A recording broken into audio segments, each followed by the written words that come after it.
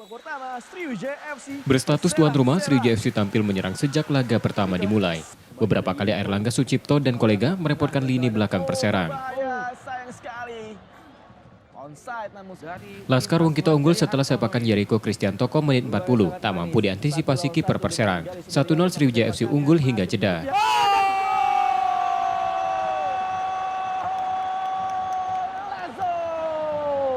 sebuah gol jarak jauh yang tidak disangka-sangka oleh Galih Firmansyah dicetak oleh pemain bernomor. Tertinggal gol membuat Perserang tampil lebih menyerang di paruh kedua laga. Tim asuhan Jaya Hartono ini beberapa kali merepotkan pertahanan Sriwijaya FC. Namun Ambrizal dan kawan-kawan mampu mengamankannya. Hingga peluit panjang keunggulan Sriwijaya FC tak berubah.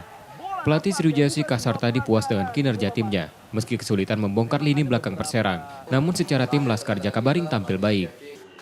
Tapi ya kekurangan tim ini banyak ya dari transisi, dari menyerang ke bertahan.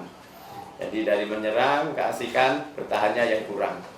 Ya, dari babak pertama kita kalah di gelandang karena winger-winger kita tidak masuk. Tapi babak kedua kita perbaiki, akhirnya babak dua lebih bagus lah. Pelatih Perserang Jaya Hartono mengaku timnya sempat beberapa kali melakukan kesalahan di sektor belakang. Permainan baru berkembang di babak kedua meski tetap tak mampu menyamakan kedudukan. Dalam pertandingan tadi kami bermain cukup bagus walaupun ada sedikit kesalahan-kesalahan